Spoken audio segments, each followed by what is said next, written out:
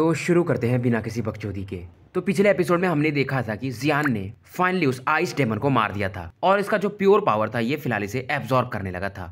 अब आगे अब इधर जियान इस पावर को एब्जॉर्ब करना शुरू कर देता है, वहीं दूसरी तरफ ज़ायोगुई और मेंगलांग जो इस केव में वो ट्रेजर होता है उसको देख रहे होते हैं। अब इसके अंदर जाना था तो ज़ायोगुई कहता है कि ये भी साथ में जाएगा, पर मेंगलांग इसे डांट देती है क्योंकि ये पहले से ज़्यादा इंजर्ड था। अब ज़ायोगुई भी इसकी बात मान जाता है और मेंगलांग अंदर जो आइस लेयर बने हुए थे इसके अंदर प्रवेश करना शुरू कर देती है।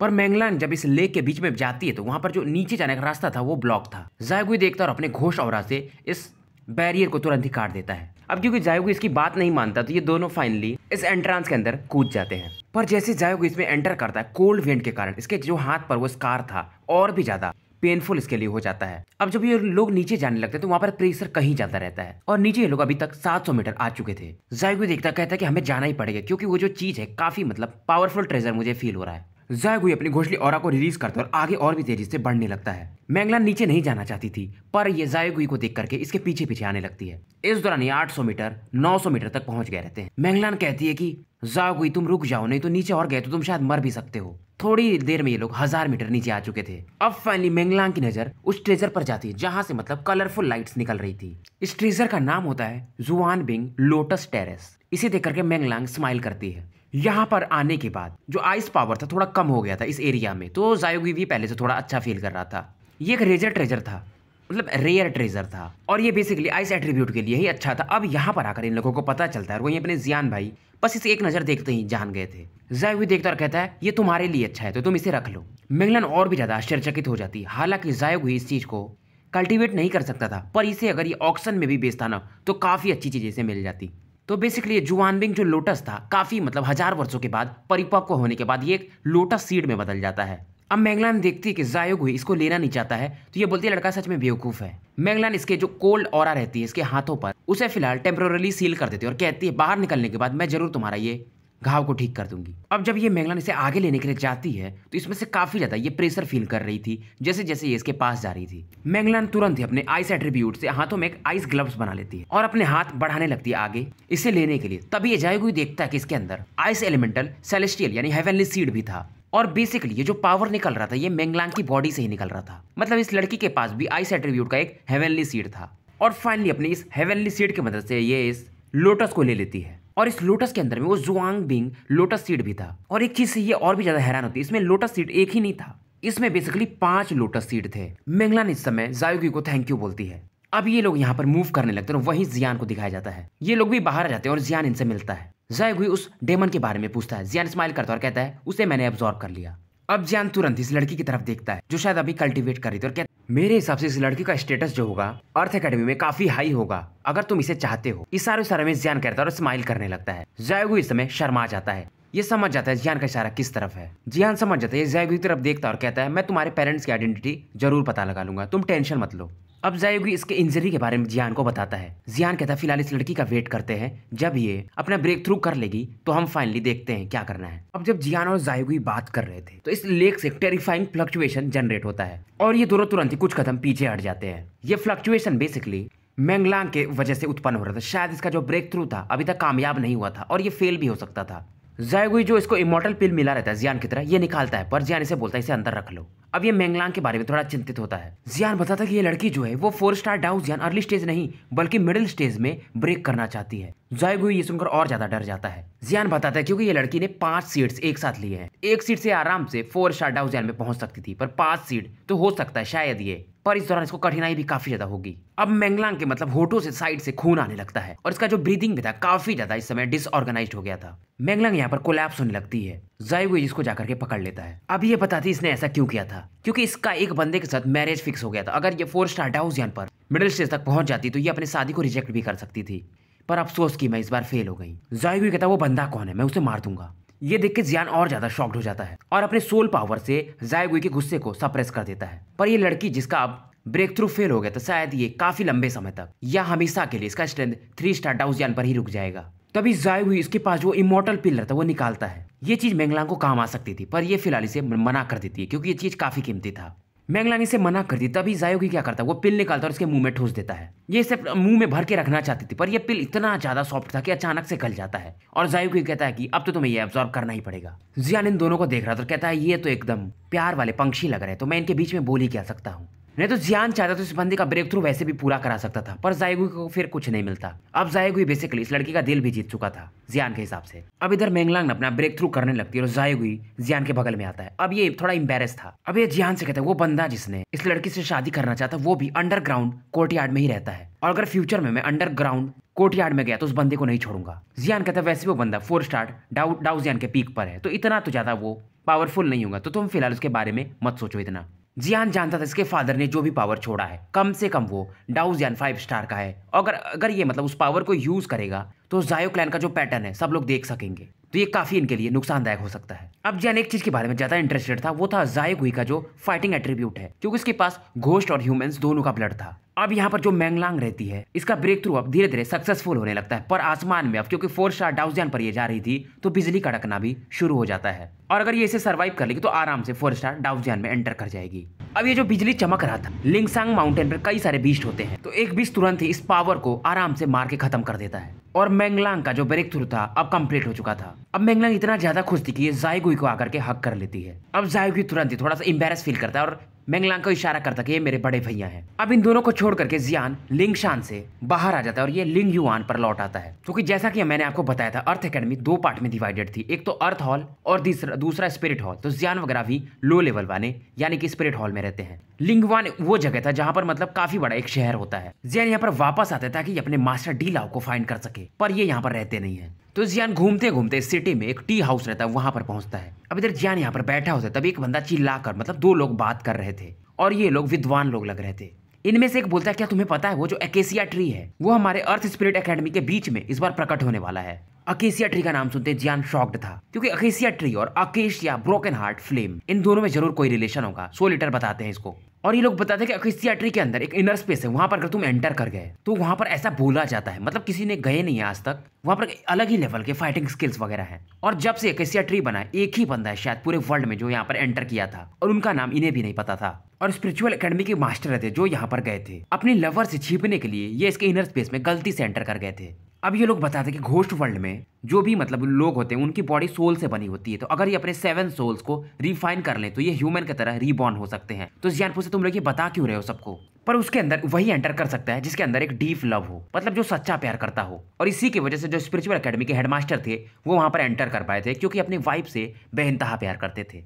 अब इधर जो ली सोल डोमेन के मालिक होते हैं यानी कि लॉर्ड ली सोल, ये याद करते हैं इन्होंने अकेसिया ट्री को 2 पार्ट में डिवाइड कर दिया था। इसके वजह से जो अकेसिया शायद फ्लेम था या जो भी था वो थोड़ा वीक हो गया था, तो इन्हें अपने प्लान को जल्दी से आगे बढ़ाना पड़ेगा। इतना बोलते हैं कि हाथों में एक पिंक फ्लेम जलने लगता है, और मानो ये लॉर्ड ऑफ ली सोल के हाथों से निकल कर भागना चाहता हो। अब इधर जियान अपने कमरे में वापस आ जाता है, जायोगी वगैरह भी वापस आ गए रहते हैं। अब इधर जो हेडमास्टर डीला होते हैं यानी स्पिरिट एकेडमी वाले, ये पहुंच गए थे अर्थ हॉल के अंदर। तो यहाँ पर एक ओल्ड मैन होते हैं और ये बोलते हैं कौन सी हवा तुम्हें यहाँ पर ले आई डी लाओ, बताओ मुझे। और ये जो भी बंदे थे मानो एक कवि के समान लग रहे थे। डी लाओ तुरंत ही कहते हैं क्या हेडमास्टर लिंग यहाँ पर हैं। ये जो बंदा था जो कवि जैसा लग रहा था ये हेडमास्टर का ही लड़का, तो ये बताता है कि मेरे फादर मतलब गार्डन या कहीं पर तो हैं। और डी लाओ इसे तुरंत ही विदा लेते हैं और वहां पर बढ़ने लगते हैं। और ये इस बंदे का नाम जिसका लिंग यू होता है ये वही बंदा था शायद जो मैंगलांग से शादी करना चाहता था। डी लाओ से ये पूछता है कि मतलब मेरे मैरिज के बारे में क्या चल रहा है। डी लाओ बोलते हैं फिलहाल मुझे नहीं पता, वापस आता हूँ तो बताता हूँ। पर ये लिंग लियू जो था काफी शातिर था, ये एक्चुअली में मैंगलांग को पसंद नहीं करता था, पर इसे एक चीज पता था कि जो लुओ झामू है यानी मैंगलांग के जो ग्रैंडफादर हैं शायद एक होली फ्लेम को वो कंट्रोल करते हैं, इसीलिए ये मैंगलांग से शादी करना चाहता था। लिंगयू के मतलब आईब्रोज पर डार्क पैटर्न प्रकट होते हैं, शायद ये एविल क्लैन के लिए काम करता था। डी लाओ तुरंत ही स्पीच फॉरेस्ट की तरफ मूव कर जाते हैं। अब इनके सामने एक ओल्ड मैन इन्हीं की तरह जो दिख रहे थे एज में वो प्रकट होते हैं, पर यहाँ पर इनके अलावा यानी हेडमास्टर लिंग के अलावा एक मास्टर एआई भी थे, और ये दोनों लोग चेस वाला जो चाइनीज गेम होता है वो खेल रहे थे। डी लाओ काफी ज्यादा हड़बड़ी में थे, ये कहते हैं मुझे आपसे कुछ बात करना है, और वो बात था एसिया ट्री के बारे में, एकेसिया ट्री के बारे में। हेडमास्टर लिंग स्माइल करते और कहते हैं ओल्ड घोस्ट डी लाओ तुम यहाँ पर क्यों आए हो, मुझे मालूम है कि एकेसिया ट्री इस समय प्रकट होने वाला है। ये कहते हैं मेरा एक ही मतलब चिंता के विषय के कोई मतलब उस एकेसिया ट्री के आसपास जाए नहीं हमारे डिसाइपल्स। इधर हेडमास्टर एआई जो बगल में बैठे रहते हैं ये भी स्माइल करते और कहते हैं तुम जैसा सोच रहे हो वैसा होता भी नहीं है, जो डेस्टिनी वाला बंदा रहेगा वही उसमें एंटर कर सकता है। अब यहाँ पर तुरंत डी लाओ अपनी ऑरा को रिलीज करते हैं। इनका जो स्ट्रेंथ था वो 7 स्टार डाउजियान लेवल पर था। ये देख करके जो हेडमास्टर एआई थे वो थोड़ा मतलब इन्फीरियर फील करने लगते हैं और हेडमास्टर डी लाओ कहते हैं क्योंकि इस बार वो जो पेड़ है वो हमारे कोर्टयार्ड की तरफ जन्म ले रहा है, तो मैं उम्मीद करूंगा कि जो अंडरग्राउंड कोर्टयार्ड वाले यानी इनर अकेडमी वाले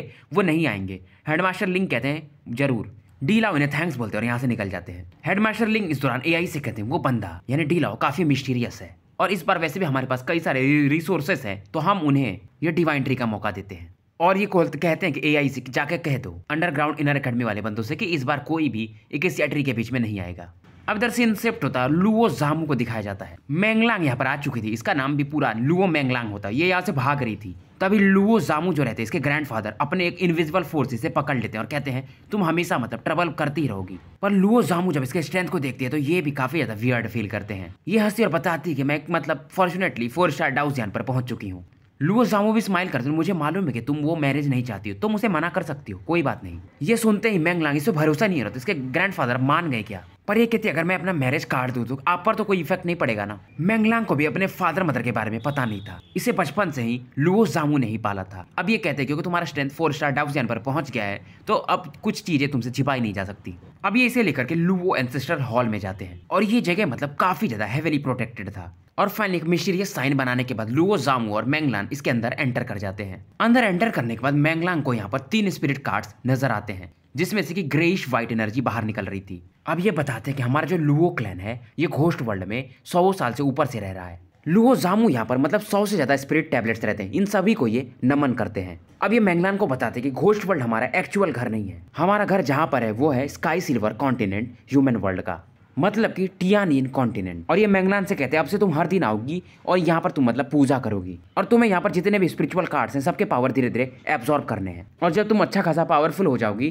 तो यहाँ से तुम ह्यूमन वर्ल्ड में एंटर कर सकती हो। और ये कहते हैं आज से तुम्हारा पहला दिन शुरू हुआ। उसके बाद यहाँ पर इसे छोड़ करके लुओ जामू बाहर निकल जाते हैं। अब यहाँ पर जो ग्रे वाइटिस एनर्जी रहती है इसके बॉडी में धीरे धीरे एंटर करने लगती है। अगर जियान यहाँ पर होता तो वो समझ जाता ये जो ग्रे वाइट एनर्जी थी बेसिकली ये एक होली पावर थी। होली पावर उसी तरह था जैसे जियान मेडिसिनल पिल्स यूज करता था, उसके बाद ही ये होली फ्लेम को खा सकता था। लुओ जामू बाहर आने के बाद कहते हैं जायो यान के पास एक होली फ्लेम है जो जिसका नाम अकीरा है, वो रैंक 35 है, पर हमारे पास जो होली फ्लेम है जिसे मैं गार्ड कर रहा हूँ या मेरा लुओ क्लैन गार्ड कर रहा है वो उससे कहीं ज्यादा पावरफुल है। मैंगलांग जब यहाँ पर पूरे स्पिरिट कार्ड्स को एब्जॉर्ब कर लेगी तो फाइनली ये लायक हो जाएगी एक होली फ्लेम को डिवोर करने के। अब यहाँ पर डी लाओ भी आए रहते हैं और ये दोनों बात करते हैं और जियान के बारे में भी थोड़ा बहुत बात करते हैं। अब अगले दिन की सुबह होती है, जियान के रूम के बाहर डी लाओ खड़े गुस्से में खड़े रहते हैं क्योंकि काफी लेट हो गया था, जियान जगह भी नहीं था। अब ये जियान को लेकर के लिंग युआन की तरफ मूव करने लगते हैं। जियान को कुछ समझ में नहीं आता, ये बोलते हैं जब तुम वहां पर पहुंच जाओगे तो तुम्हें खुद ही पता चल जाएगा। जियान के साथ जायोगुई भी जा रहा था। ये लोग फिलहाल स्पिरिचुअल एकेडमी में एंटर कर रहे थे, पर यहाँ पर एंटर करने के लिए एक टोकन चाहिए था, पर क्योंकि ये लोग डी लाओ के साथ थे तो ये लोग आराम से इनकी मदद से अंदर एंटर कर जाते हैं। अब जियान जहाँ पर एंटर करता है क्योंकि ये स्पिरिचुअल एकेडमी था और अर्थ एकेडमी का एक सब ब्रांच, तो यहाँ का जो लोकेशन होता है काफी ऊपर में होता है, काफी शानदार दिख रहा था। और यहाँ पर एक नदी भी बह रही थी जिसका नाम था लिंगे। और यहाँ पर तुम लोग अच्छा करके अंडरग्राउंड कोर्टयार्ड में एंटर कर सकते हो और वहां पर अगर तुम अच्छा परफॉर्म किए तो तुम्हें भी एक प्लेन मास्टर बनाया जा सकता है। अब यहाँ पर जियान वर्ग को एक बैटल के लिए लाए रहते, मतलब जो कंपटीशन शुरू हो रहा था और जियान और जायोगुई एक टीम में थे और तुम लोगों के पास मतलब बेसिकली 3 साल का समय है और तुम्हारे अंडर में बेसिकली ये सेक्ट है, यहाँ पर तुम्हें अच्छे से मतलब मैनेजमेंट स्किल भी अपना दिखाना है। जियान को तो कुछ समझ में नहीं आता पर जायोगुई कहता है हम कर लेंगे।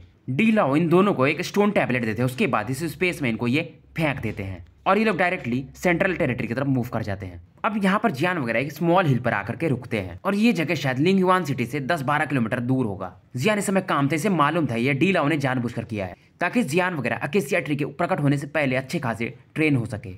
अगर ये लोग स्मॉल सेक्ट को मैनेज नहीं कर पाएंगे तो अगर मान लो ये बाद में पावरफुल हुए तो ये प्लेन मास्टर कैसे बनेंगे और वहाँ के पावर वगैरह को कैसे मैनेज करेंगे, इसलिए इनको ऐसी ट्रेनिंग दी जा रही थी। जियान वगैरह जिस सेक्ट में जा रहे थे इसका नाम था 10,000 फायर सेक्ट। अब ये जो फायर सेक्ट रहता है यहाँ पर एक सेक्ट मास्टर रहते हैं जिनका नाम हुओ यू रहता है। हुओ यी इनका स्ट्रेंथ 4 स्टार डाउजियन के मिडिल स्टेज में होता है। दूसरे होते हैं हुओ लाओ 4 स्टार डाउजियन अर्ली स्टेज, हुओ युआन ये भी 4 स्टार डाउजियन अर्ली स्टेज, और यही यहाँ के तीनों हेडमास्टर रहते हैं। ये लोग तीनों बात ही कर रहे थे कि इस बार जो लिंग युआन वाले हैं उन्होंने 2 बंदों को हमारे सेक्ट को मैनेज करने के लिए भेजा है। इनमें से एक का नाम जियान है और दूसरे का नाम जियानगुई जायोगुई। अभी जो रेड हेड मैन था यानी कि यहाँ का जो एक हेडमास्टर में से कहता है इस बार 2 बंदे, ये तो नॉर्मली एक ही बंदा आता था मैनेज करने के लिए। होंग पाओ बताता है कि एक बंदा जायोगुई 3 स्टार डाउजियन के पीक पर है, वहीं दूसरा उसका स्ट्रेंथ 3 स्टार डाउजियन के लेट स्टेज में है। ये बोलते ये दोनों बंदे हमारे सेक्ट को मैनेज करेंगे जिनका स्ट्रेंथ हमसे भी वीक है। क्या मतलब लिंग युवान वाले हमारे साथ मजाक कर रहे हैं? इतने कमजोर बंदों को हमारे सेट को मैनेज करने के लिए भेजें? कम से कम इन्हें तो 4 स्टार डाउजियान के लेट स्टेज का तो बंदा भेजना ही था। पर तभी इनमें से एक बंदा बताता है वो जियान जो है उसको तो डी लाओ ने खुद ही असाइन किया है, और वो डी लाओ तो स्पिरिचुअल एकेडमी में टॉप लेवल का हेडमास्टर माना जाता है, तो ऐसे ही तो वो किसी को नहीं भेज देगा। पर फिर भी ये बोलते मैं देखना चाहूंगा कि ये बंदा हमारे फायर सेक्टर में कर क्या सकता है। अब ये लोग दूर खड़े रहते हैं और जियान और जायगुई का वेट कर रहे थे। अब जियान वगैरह जब यहाँ पर एंटर किए रहते तो एक आधी महीने शायद यहीं पर रुक करके कल्टीवेट करते हैं। उसके बाद ये दोनों लोग फाइनली मूव करते हैं। अब जियान वगैरह जब आगे बढ़ रहे थे मानो एक ब्लू फ्लेम इनका रास्ता रोक रहा हो। अब क्योंकि जायगुई जो था वो इस फ्लेम को देख करके थोड़ा इसके पसीने छूटने लगते हैं। जियान अंदाजा लगाता है और कहता है लगता है ये फायर सेक्ट वाले लगता है हमसे काफी चिढ़ रहे हैं, तभी तो ये ऐसा मजाक कर रहे हैं हमारे साथ। जियान कहता है अब मुझे तो इनको सबक सिखाना ही पड़ेगा। जियान तुरंत ही अपने फ्लेमिंग ऑरा से यहाँ पर जो भी ब्लू कलर के फ्लेम थे उन्हें एब्जॉर्ब कर लेता है। जायगुई कहता है ब्रदर आप टेंशन मत लो, मैनेजमेंट वाली चीजें तो मैं आपके साथ अच्छे से कर लूंगा। जियान कहता है मुझे भी वैसे भी मैनेजमेंट स्किल थोड़ा आप तो सीखना ही पड़ेगा, और ये भी स्माइल करता है। उसके बाद ये दोनों काफी तेजी से इस फायर सेक्ट के अंदर एंटर करने लगते हैं। अब एक जो बंदा था जो इन पर नजर रख रहा था स्पाई, वो तुरंत ही वापस लौटता है और सेक्ट मास्टर हुन ज़ो से कहता है, और ये हाफ रहा था। ये बोलते क्या बात है? ये बताते वो दोनों बंदे आ रहे हैं और हमने जो वहां पर फ्लेम बिछाया था उसे तो वो बंदा डायरेक्टली एब्जॉर्ब कर गया। ये सुनते ही मान हुन ज़ो के भी होश उड़ जाते हैं। ये जो फ्लेम था जो शायद ब्लूइश ग्रीन कलर का था काफी कीमती था, और अब इस फ्लेम के गायब हो जाने से जो बाकी भी सेक्ट थे इधर उधर इन पर आराम से अटैक कर सकते थे। अब जब इन्हें पता चलता है ये दोनों बंदे वही हैं जो मतलब इतने वीक थे और कैसे उसके फ्लेम को एब्जॉर्ब कर सकते हैं, तो इसे कुछ समझ में नहीं आ रहा था। अब ये बहुत ही ज्यादा गुस्से हो जाते हैं और कहते हैं आज मैं देख ही लेता हूँ वो दोनों डिसाइपल्स जिसे कि डी लाओ ने भेजा है वो कितने ज्यादा पावरफुल हैं। अब जियान वगैरह जब आगे बढ़ रहे थे ये फील करता है कोई तो इसकी तरफ मूव कर रहा है। जायगुई जो काफी तेजी से जा रहा था उसे जियान रोकता है, और ये जो क्लिफ था ये भी थोड़ा इसको जियान को वियर्ड फील होता है। अब जो सामने में इनके क्लिफ होता है वहां पर थोड़े बहुत क्रैक्स उत्पन्न होने लगते हैं। ये बंदा यहाँ का क्लिफ गार्ड था, इसका भी ऑरा जो था जायगुई के जैसा ही लग रहा था, और ये कहता कौन हो तुम दोनों लोग जो हमारे एरिया में बिना कुछ कहे पास कर रहे हो। जियान तुरंत ही इसके पास जो स्टोन टैबलेट था जो डी लाओ ने दिया था इसे दिखा देता है, पर ये थोड़ा निराश था क्योंकि इन लोगों के बाजू में एक सेक्ट था टीन फैंग सेक्ट। वहां पर जो मतलब एक बंदे को भेजा गया था उसका स्ट्रेंथ 4 स्टार डाउजियान पर था, वहीं जियान वगैरह 3 स्टार डाउजियान पर थे। तो ये लोग बोलते लगता है कि ये लोग हमारे फायर सेक्ट को काफी कम में आंक रहे हैं। अब इसे लगता है इन लोगों के क्लैन के साथ मजाक हो रहा है, तो ये बंदे कहीं और से आए हैं। ये इनसे पूछा तुम लोग कहाँ से आए हो? जियान स्माइल करता है और ऑब्वियसली हमें तो स्पिरिचुअल एकेडमी के मास्टर डी लाओ ने भेजा है। ये बोलता है 3 स्टार डाउजियान के बंदे को मजाक कर रहे हो क्या? और तुम हमारे क्लैन का मैनेजर बनोगे? मजाक चल रहा है। अब जब मैं तुम दोनों को कैप्चर कर लूंगा तो लिंग युआन वाले खुद ही समझ जाएंगे। ये जो बंदा था इसका नाम यान लुया था। जियान आगे बढ़ने ही वाला था तभी जायगुई कहता है मैं इसे देखता हूँ। जायगुई तुरंत ही अपने ऑरा को रिलीज करता है। इसका जो ऑरा था घोषली एनर्जी का था, और ये जो बंदा था इसके पास ग्रीन फ्लेम था, तो ये जायगुई के अटैक को ब्लॉक करने की कोशिश करता है, और जायगुई के अटैक को ये ब्लॉक तो कर देता है पर काफी पीछे इस दौरान फेंक दिया जाता है। अब जायगुई के घोषली एनर्जी के कारण यहाँ पर जो रॉक्स भी थे मानो ये चकनाचूर हो गए हों। जियान तुरंत अचानक से गायब होता है, इस मैन के सामने प्रकट होता है, उसके कानों में बोलता है मैं उम्मीद करूंगा तुम हमें रास्ता दिखाओगे, नहीं तो अगर मैं मूव किया तो तुम्हें मालूम है। अब ये यान लुआ भी डर जाता है और जियान वगैरह के साथ भी ये इनको रास्ता दिखाने लगता है आगे जाने का।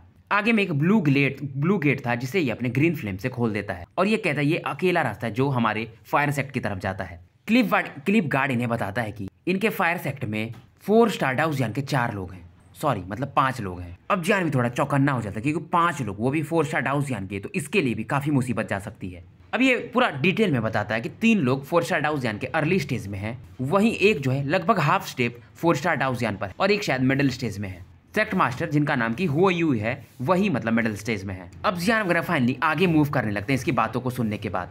अब इधर हुआ यू ही जो रहता है उसको पता चल जाता है कि इनका जो गार्ड था उसे जियान वगैरह ने हरा दिया है। इसके अलावा यहाँ पर 2 लोग और रहते हैं, हुन लाओ और हुओ लिउक्जिन। ये लोग काफी गुस्से में होते हैं। वैसे भी जियान वगैरह यहाँ पर काफी लेट करके आए थे, पर इन्हें हुओ ही समझाता है कि वो हमारे गेस्ट हैं, तो हमें थोड़ा बहुत एटिकेट्स दिखाने ही पड़ेंगे। हुओ लिउक्जिन जो था वो हुओ ही का बेटा था। अब जियान वगैरह फाइनली जो ह्यूज मैंसन था फायर सेक्ट का वहां पर पहुंच गए थे। यहाँ पर भी एक क्लिफ गार्ड था जिसे जायगुई कहता है कि जल्दी से अपने हेडमास्टर को भेजो, हम लोग स्पिरिचुअल एकेडमी से आए हुए हैं और हमें मास्टर डी लाओ ने भेजा है। अब ये यहाँ से चला जाता है। इस दौरान पौने घंटे, आधे घंटे और उससे भी ज्यादा बीत गए थे, और जियान वगैरह यहाँ पर वेट ही कर रहे थे इनके, और धीरे धीरे करते करते आधा दिन बीत जाता है। अब जब ये गार्ड अंदर जा रहा तो इसे इसका एक बंदा रोक लेता और कहता है ये दोनों लोगों ने भी आने के बाद हमें 1-2 महीने वेट कराया था, तो हम इन्हें 1 आधी दिन तो वेट करा ही सकते हैं। जैसे को तैसा वाला ये काम कर रहे थे। अब जियान अपने सोल पावर से यहाँ का पूरा माजरा पहले ही समझ गया रहता है। जियान समझ जाता है और ये इनका वेट किए बिना आगे अंदर एंटर करने लगता है। अब जियान वगैरह जब एंटर करते तो इन्हें यहाँ पर कई सारे डिसाइपल्स नजर आते हैं और ये डिसाइपल्स इनका रास्ता ब्लॉक करने लगते हैं। जियान तुरंत ही अपने हेवनली सीड के हल्के से पावर से इन्हें बाहर फेंक देता है, पर इस दौरान इनमें से कोई भी इंजर्ड नहीं होता है। अब यहाँ पर 2 और गार्ड थे, वो जियान को रोकने की कोशिश करते हैं। जियान तुरंत ही इन्हें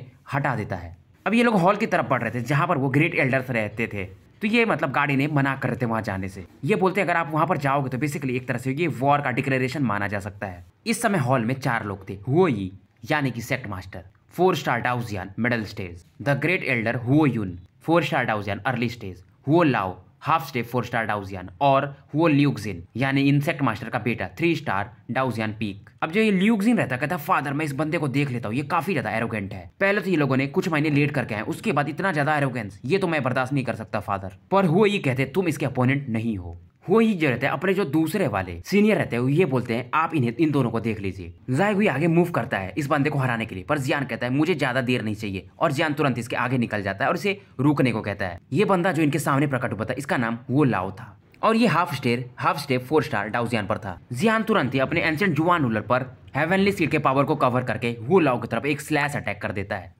लाओ भी अपना मिरियाड फायर पाम्स अटैक जियान के इस अटैक के बदले कर देता है। इन दोनों का बैटल चलना शुरू हो जाता है। फिलहाल तक दोनों इवेंटली मैच थे। जियान को और ज्यादा गुस्सा आने लगता है कि ये समय वेस्ट कर रहा है। इतना ज्यादा ये गुस्सा हो जाता है कि ये तुरंत ही जो हेवनली किंग का सील पावर था उसे बाहर निकालता है और हुओ लाओ की तरफ लॉन्च कर देता है। हुओ लाओ को समझ में आ जाता है कि कुछ तो गड़बड़ है। ये एक पावरफुल ब्लू अटैक बना करके जियान के इस अटैक के बदले लॉन्च कर देता है। अब जब हुओ लाओ देखता है जियान के ग्रेट हेवनली सील को तो ये और भी ज्यादा हैरान था। अब जो इसका हेवनली सील अटैक था हुओ लाओ को हिट करने वाला था, पर जियान जानबूझ करके इसके अटैक को थोड़ा सा दूर अटैक कर देता है और सामने जो दीवार था पूरी तरह से ढह के खत्म हो जाता है। अब ये वही दीवार रहता है जिसके पीछे हुओ यी वगैरह छिपे रहते हैं, यानी बैठ करके चाय पी रहे थे। अब इनकी नजर जियान पर जाती है और ये कहते हैं तो तुम ही जियान हो। ये तुरंत ही नौटंकी करते हैं और कहते हैं मैं रिट्रीट पर था इसलिए तुम्हें रिसीव करने नहीं आ पाया। उसके बाद जियान थोड़े बहुत बात करने के बाद हुओ यी वगैरह को छोड़कर यहाँ से चला जाता है। वो ल्यूक्जिन जो इसका बेटा था हैरान था फादर आप ये क्या कर रहे हो। वो ये कहता है ये बंदा इतना ज्यादा पावरफुल है कि ये हुओ लाओ को भी यानी जो 4 स्टार डाउजियान के अर्ली स्टेज में है उसे भी हरा सकता है। अब हुओ लाओ को जिसको जियान ने घायल कर दिया था ये वैसे ही काफी ज्यादा एम्बेरस था और जियान से इसकी नफरत और भी ज्यादा बढ़ गई थी। पर हुओ लाओ होशियार था, ये कहता है वो जियान ने तो अपना फुल पावर भी यूज नहीं किया था, नहीं तो शायद मैं मारा भी जाता, और उसने जानबूझकर अपने अटैक को उस दीवार पर हिट कर दिया था। पर ल्यूक्जिन मानने को तैयार नहीं था। ये कहता है अगर अंकल हुओ लाओ अगर आप अपने फुल पावर को यूज करते तो वो बंदा सरवाइव नहीं कर पाता। अब वो ये कहता है कि हुओ लाओ तुम जाके आराम करो, हम अपने पूरे जो भी मैनेजमेंट टीम है सबको बुलाएंगे और इस बंदे को देखेंगे ये कैसा है, कितना ज्यादा पावरफुल है। अब ये कल की बात कर रहे थे। ल्यूक्जिन कुछ मानने को तैयार नहीं था, पर इसके फादर वो ये कहते हैं कि जो भी होगा हमें कल पता ही चल जाएगा। ये कहते हैं अगर जियान मतलब एक सच में पावरफुल बंदा होगा तो ये हमारे क्लैन को ऊपर लेके जा सकता है, तुम नहीं समझोगे ल्यूक्जिन, पर ये वेस्ट होगा तो हमें कल वैसे भी पता चल ही जाएगा कि ये जानबूझकर ऐसा मतलब दिखा रहा है खुद को ब्रेव, तो कल हमें पक्के से पक्के पता करना ही पड़ेगा। अब ये जो हुओ यून रहता है ये जियान को आकर के इनवाइट करता है कि कल आपको मतलब एक कंपटीशन में बुलाया गया है, मीटिंग वगैरह में। जियान पूरा माजरा समझ जाता है और कहता है हम दोनों जरूर कल वहां पर आएंगे। ये जो हुओ यून था ये 4 स्टार डाउजियान के अर्ली स्टेज में था, पर ये हुओ यून जो था काफी समझदार बंदा था और ये डी लाओ के बारे में जानता था, इसलिए ये जियान से काफी रेस्पेक्टफुली बात कर रहा था। पर इधर जायगुई चिंता था। जियान इसे समझाता है कि कुछ नहीं होगा, कल देखते हैं, कल का कल देखेंगे। और यहाँ पर अभी तो 3 ही बंदे हैं जो 4 स्टार डाउजियान पर हैं, वो 2 कहाँ पर हैं हमें भी नहीं पता है। जियान के दिमाग में एक आइडिया था क्योंकि जो अकेसिया ट्री था उसको हंट करने के लिए ये इन फायर सेक्ट के बंदों की मदद ले सकता था, तो इनका स्ट्रेंथ बढ़ाना जरूरी होगा। ये सुनकर के जायगुई भी स्माइल करता है। अभी जायगुई के जो हाथ में वो आइस वाला इंजरी था वो अभी भी पूरी तरह से ठीक नहीं हुआ था, तो ये जियान को कहता है कि जब ये लोग यहाँ से जाएंगे तो मैंगलांग की मदद से ये ठीक हो जाएगा। अब इस दौरान जियान लॉर्ड सोलिटर से पूछता है क्या आपके पास कुछ मैनेजमेंट टिप्स हैं जो मुझे आप दे सकते हो। ये सुनकर के सोलिटर हंसने लगता है और कहते हैं क्या तुम टीचर बनना चाहते हो। ये जियान को समझाते हैं कि तुम्हें लोगों का दिल जीतना पड़ेगा और लोगों के साथ चलना पड़ेगा, थोड़ा ज्ञान वगैरह की बातें करते हैं। सोलिटर मतलब डीप वॉइस में जियान को बोलते हैं मेरे हिसाब से जो अकेसिया ट्री प्रकट होने वाला है और वो जो अकेसिया फ्लेम है या हार्ट ब्रोकन फ्लेम है उन दोनों में गहरा रिलेशन है। हालांकि जो अकेसिया फ्लेम है इसका रैंकिंग होली फ्लेम में ज़्यादा हाई नहीं है, फिर भी ये काफ़ी रेयर माना जाता है। फाइनली रात बीत जाती है और अगली सुबह होती है। इस दिन फायर सेक्ट में काफ़ी ज़्यादा हलचल थी। थोड़ी समय में धीरे धीरे दोपहर आ जाता है और यहाँ पर जो कंपटीशन ग्राउंड था वहां पर मतलब अच्छे खासे खाने वगैरह बढ़ रहे थे, बिग फेस्ट चल रहा था और ये लोग बोल रहे थे कि दोपहर हो गया और वो दोनों बंदे अभी तक आए क्यों नहीं। और ये लोग कह रहे थे कि अगर वो दोनों बंदे नहीं आए तो हम लोग डायरेक्टली इनको यहाँ से भगा देंगे, पर वो दोनों आएंगे तो यहाँ पर जो स्ट्रांग लोग हैं इन्हें छोड़ेंगे नहीं। हो यून भी थोड़ा चिंतित था क्योंकि यहाँ पर जो लोग थे काफी ज्यादा अनडिसिप्लिन थे और जियान वगैरह आएंगे तो पक्का वो दोनों से मतलब ये लोग फाइट करना चाहेंगे, पर इन दोनों का स्ट्रेंथ जियान वगैरह का इनके हिसाब से भी वीक ही था। तभी ये लोग बातें कर रहे थे, थोड़ी देर में जियान और जायुगुई यहाँ पर आ जाते हैं, पर जायुगुई के पीछे एक बास्केट था जो कि ब्लैक क्लॉथ से कवर्ड था। जियान आते ही कहता है एल्डर्स कहीं मैं ज्यादा लेट तो नहीं हो गया, और ये होई की तरफ देख करके स्माइल करता है। होई जियान को देखता है, सेक्ट मास्टर कहता है ये लड़का इसे पता भी नहीं है कि आज ये मर भी सकता है। होई तुरंत ही जियान को कहता है क्योंकि तुम आ गए हो तो आके यहाँ पर टेबल पर बैठ जाओ। ये जो होई रहता है तुरंत ही अपने ऑरा को नॉर्मल कर देता है और काफी मतलब स्माइलिंग फेस से जियान वगैरह को बुलाता है। अब इस मैनेजमेंट टीम में जो लोग आए रहते हिस्सा लेने के लिए, यहाँ पर एक बंदा था वोकजुन, इसका भी स्ट्रेंथ 3 स्टार डाउ जियान के पीक पर था। ये कहता है मैंने सुना है कि आपको डी लाओ ने खास करके यहाँ पर मैनेजमेंट के लिए भेजा है। ये कहता है मैं उम्मीद करूंगा कि मैं आपसे फाइट कर सकता हूं ताकि मैं भी तो जानूं आप कितने ज्यादा पावरफुल हो, जिन्हें कि मास्टर डी लाओ ने खुद सेलेक्ट किया है। पर वो ही जो रहते इसे मना करते, तुम क्या बात कर रहे हो, वो लोग मैनेजमेंट टीम के, वो कैसे तुमसे फाइट करेंगे। जियान देख रहे थे, ये लोग स्माइल करते। जियान बोलता है मेरे पास एक तरीका है, क्या आप मेरी बात सुनना चाहोगे। वो ये कहते हैं जरूर, क्यों नहीं। जियान कहता है जरूर मैं इस वोकजुन से फाइट करूंगा, पर मेरा भी एक तरीका है। जियान कहते हैं ये बंदा अकेले मेरे लिए तो काफी नहीं। ये सुनकर के वोकजुन और भी ज्यादा गुस्सा हो जाता है। वो इस मतलब देखता है कि जियान ये कितना ज्यादा साहसी है। ये कहता है फिर तुम्हारा क्या इरादा है। जियान कहता है आज मैं मतलब यहाँ के मैनेजमेंट के ऊपर अधिकार जमा कर रहूंगा, मतलब सभी को मेरी बात माननी पड़ेगी। इतना बोलते ही जो होई के हाथों में वो वाइन का ग्लास था मानो इनके गुस्से से फूट जाता है और जियान कहता है अगर कोई मेरी बात नहीं मानेगा तो यहाँ पर मतलब फिर सीरियस इंजरी झेलने को तैयार हो जाए। इतना सुनते यहाँ पर जो भी लोग थे और भी ज्यादा गुस्सा हो जाते, ये बंदा सच में काफी ज्यादा एरोगेंट है। अब जियान भी तुरंत कंपटीशन एरिना में उतर जाता है और थोड़ी देर में इसके सामने 10 लोग जो 3 स्टार डाउ जियान के पीक पर थे यहाँ पर आ जाते हैं और ल्यूक्सिन भी यहाँ पर इनके साथ उतर जाता है, मतलब टोटल 11 लोग। जायुई कहता है ब्रदर मैं भी आऊं। जियान कहता है नहीं तुम्हारी जरूरत नहीं है, फिलहाल तुम मजे करो। तो फिलहाल जियान के सामने मतलब 10 ही लोग थे और ये अपनी अपनी ऑरा रिलीज करते हैं। अब ये 10 लोग जियान की तरफ काफी तेजी से मूव करने लगते हैं, पर सामने यहाँ पर जियान चुपचाप खड़ा था, मानो इसके अंदर का जो पावर था, स्ट्रेंज पावर जाग रहा हो। अब जो होयून था इन 10 लोगों के अटैक को देख करके सेक्ट मास्टर होयू से कहता है अगर ये जियान मारा गया तो हमारे लिए भी काफी बड़ी मुसीबत हो सकती है। जायुई चुपचाप देख रहा था, इसे जियान पर काफी ज्यादा भरोसा था। वो ये भी तैयार था, अगर जियान को कुछ भी गड़बड़ हुआ तो ये उसे जाकर के बचा लेगा, नहीं तो इसके लिए भी मुसीबत हो सकती थी। पर फिलहाल जियान काफी ज्यादा काम था और ये होई जियान को चुपचाप एक अलग ही नजर से देख रहा था। अब जब इन लोगों का अटैक जियान से 5 मीटर की दूरी पर रह जाता है तो जियान की बॉडी अचानक से इल्यूजनरी हो जाती है और जियान के साथ में जो 10 लोग रहते हैं अचानक से मानो स्टेज से गायब हो गए हो।